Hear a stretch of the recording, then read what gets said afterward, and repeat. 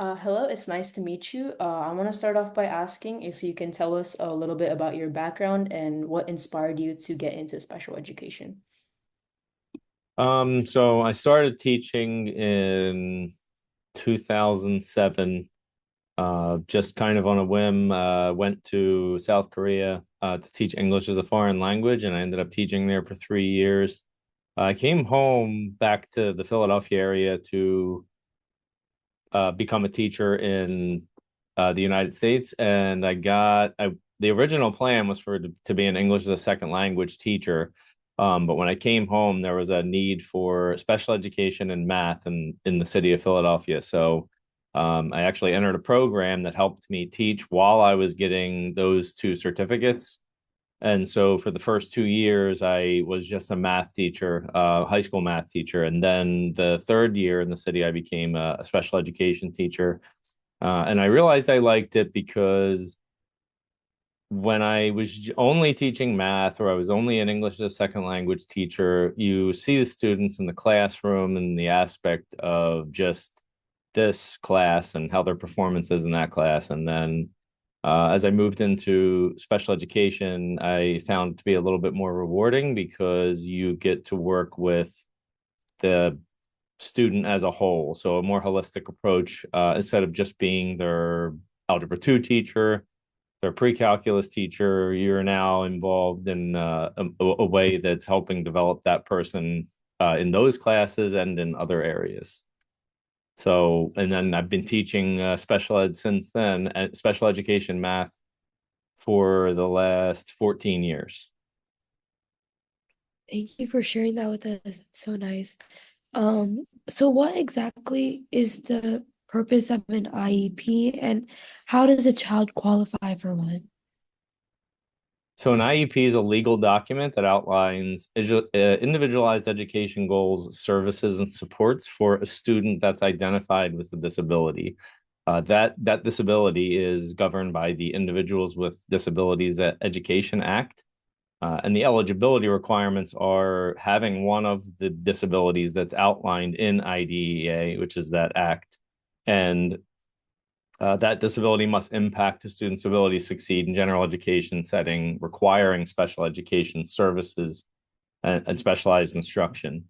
Then the purpose is just to ensure that those students with specific disabilities receive specialized instruction tailored to their needs, and they can have measurable goals that outline related services as well. So speech therapy, occupational therapy, it might include transportation, depending on the student, or anything else. Could be some counseling or group counseling or therapy. Students can also qualify for an extended school year program or a supplementary summer programming that continues to provide those services if they can demonstrate or if they demonstrate that there's a regression when there's a break from school. So there are some students who you don't want to have like a 2 month summer break or something like that. All right, that sounds great. Similarly, what is the purpose of a 504 plan and how does the child qualify for that? So it's very similar, but the 504 plan, you qualify under what's called Section 504 of the Rehabilitation Act. So it's named after a section of a different act. And that focuses more on the accommodations provided to a student. So students who don't require specialized instruction or the goal setting and the progress monitoring of a goal typically will fall under a 504 plan. The purpose is just to ensure that those students with disabilities also have equal access to education, given a set of accommodations that's appropriate for them. So it's a little bit of a broader definition of a disability. So it's any physical or mental impairment that substantially limits one or more major life activities. So it doesn't necessarily have to impact their education like it would to qualify for an IEP. Mhm. So moving more into like the process of developing and implementing IEPs.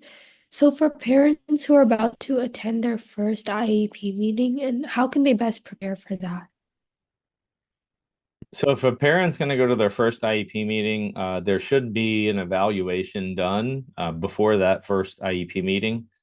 And so the parent should look at that reevaluation, it should contain test results. It should contain psychological evaluations, observations of the student, grades, some snapshot of their general performance in school at that time. And that document will also note the strengths, weaknesses, and patterns that they notice in the evaluation process, and then they make recommendations for the IEP team. So the important part, one of the most important parts of the parent will be to look at the recommendations of that document, because that is where the goals from the IEP should address the needs that are established by the psychologist or whoever writes the evaluation report. You should also gather any supporting documentation, so anything you think would be important, and then also list your own concerns or outcomes that you would like to see your student have at school.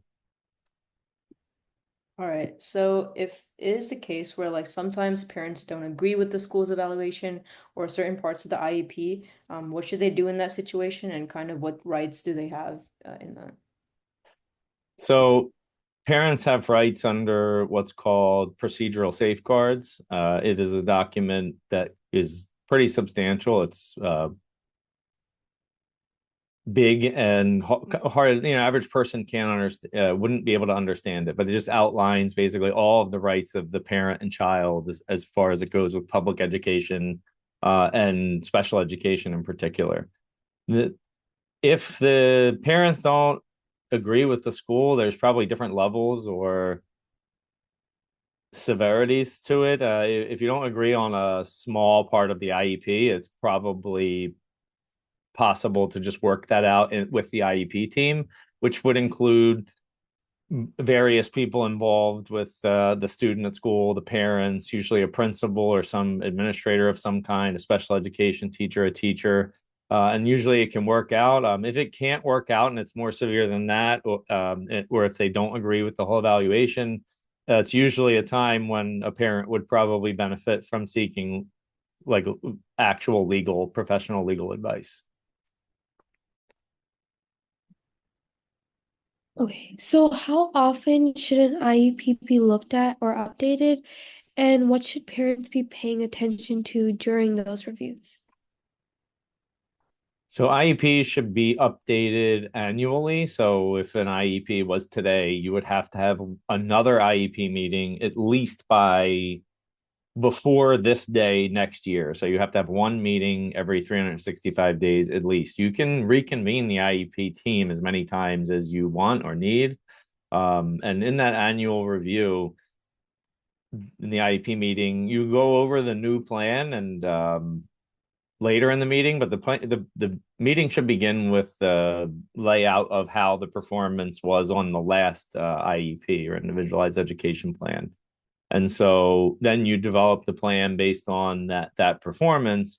But what the parents should be looking out for is what was that outcome of the previous IEP year, and how does that impact the IEP for the following year? Are they making progress, not making progress? Those are the things that the parents should be concerned about, and they should also be looking at that progress, the effectiveness of any of the accommodations. Sometimes as students get older, they may have accommodations and modifications that aren't necessarily applicable or used by them anymore, and that's when you might pull them out of the document or replace them with more appropriate adjustments. And that's your time as a parent to just really sit and say what you want to see happen during this next school year. All right. Moving more into rights, you briefly mentioned it, but the Individuals with Disabilities Education Act offers some protections for kids with IEPs. Can you talk briefly about what those are? Like, what can parents expect of the school districts to provide for their child?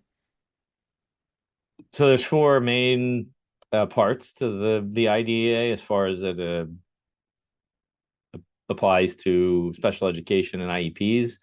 And the first is the free and appropriate public education. So you're entitled to receive your public education free in an appropriate manner.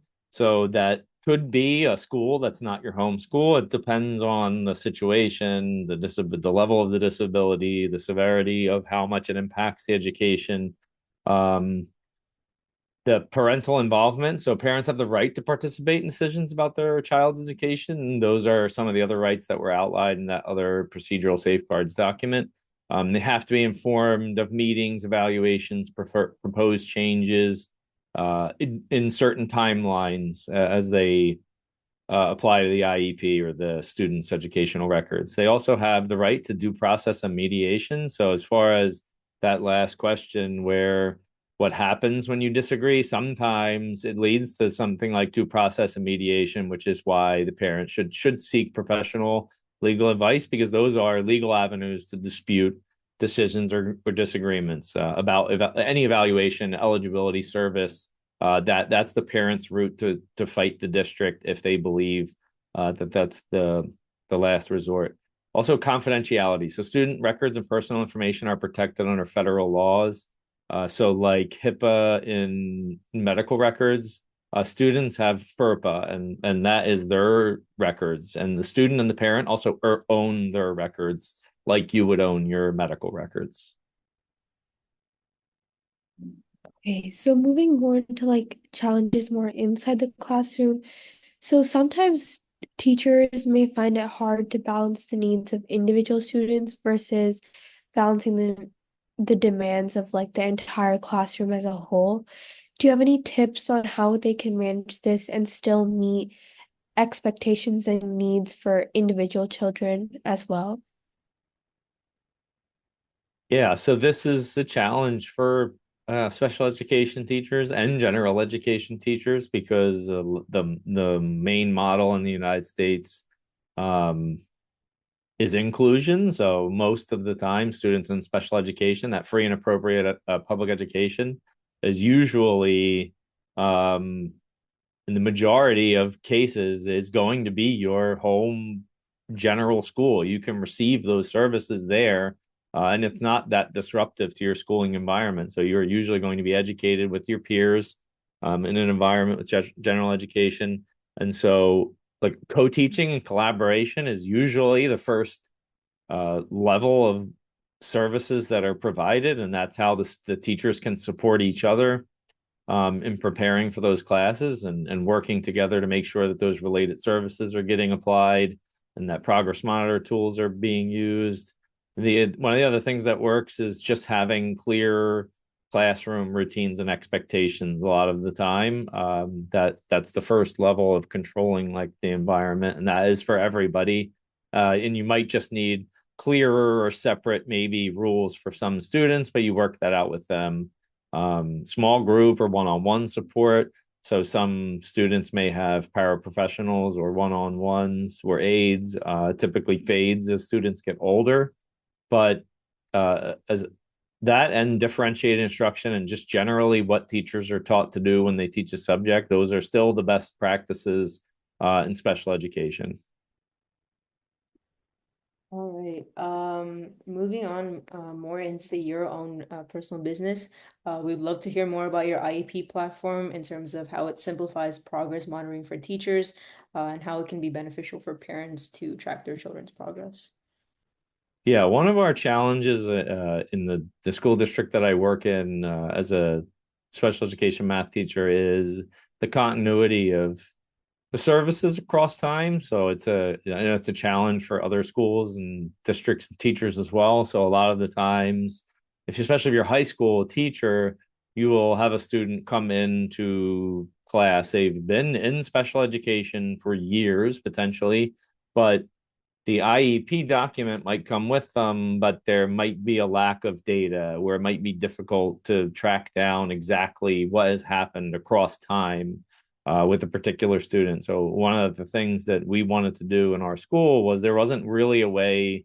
We were trying to use a Microsoft Excel to keep databases and arrays of numbers and organize the progress of students, and it was very difficult to maintain, keep up, keep things from being broken or potentially deleted, and it just took a lot of time to keep up with the student record keeping of the special ed aspect of keeping track of data, progress, the reports, making sure timelines are made. And so we created our own website that we use. We organize our students into caseloads or groups. So as you get to the website, you make a group or as many groups as you want, and then you can add as many students from your program or school to any groups that you want.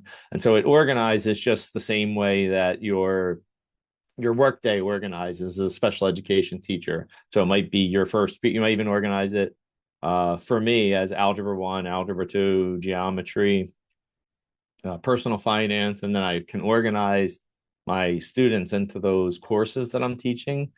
For a general special education teacher in a other school, they might have a caseload that's ninth grade or caseload 10th grade. And then they can divide their students in there. And then in each student, there is a capability to add as many goals or linked goals or objectives as you need. And then each of those goals, you can track a rubric or a data sheet with up to 10 columns of data that you can choose to link to whatever amount of goals you want. And so you can generate a report in minutes. As far as each of us at our school, we currently save about 60 to 100 hours a week a piece on just the data end or the reporting of the progress monitoring that happens every marking period and the beginning of the when you have that major IEP meeting, that annual meeting, you report on all that old progress from the previous year, and that has to be organized. And so, in the organization of just all of that, it saves us a bunch of time. And like the other previous question was asked earlier, it is a challenge for teachers to manage the workload. It can be a challenge. So saving that time is very beneficial. Yeah, it's really nice how you're able to reduce that time and simplify the process more. So, what if progress monitoring shows that a child isn't meeting their IEP goals? In that case, what steps should or would be taken to adjust things so that they're able to meet their goals? So you can use the interventions you have at your school. So a lot of schools now might do an MTSS or RTSS or a PBIS system of tiered supports for behavior and academics in school. And so you would just continue to apply those tiers of interventions for students. But in addition to that, that's why you can have your annual IEP meeting, but you can have an IEP team meeting convened at any time. And that sometimes is a time to meet and review progress and talk about what's a new plan moving forward would be to reconvene an IEP team meeting. And it doesn't have to be a long IEP meeting or anything. The IEP is not it is a final document, but you're allowed to revise the IEP as many times as you want in a year. So there's also a good time to potentially revise an IEP to adjust any of the goals or strategies that you're using that you might see working, or you might even do edit it to add in additional supports or services and the related services section.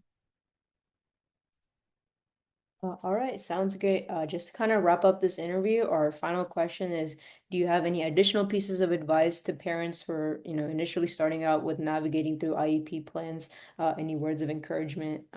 Just any final statements? Just stay organized and stay on top of the paperwork that comes with supporting your student, your child. There are approximately 7.5 million students who qualify for special education in the United States. So you're not alone, and there's a community of parents, teachers, specialists that are there to be professionals in that field and to help you understand what's happening. It can be an overwhelming experience because there's a lot of acronyms, there's a lot of legal things that come along with education. And so it can be very overwhelming for parents. And so just ask questions. You can stop meetings, ask any questions you want. Your child's special education teacher should answer any of them. And that's how you would learn as you progress in your child's education as they qualify for special education. Just ask as many questions as you possibly can and stay involved. All right, that is it for the interview. I just want to say thank you so much for joining us, and we truly appreciate your time.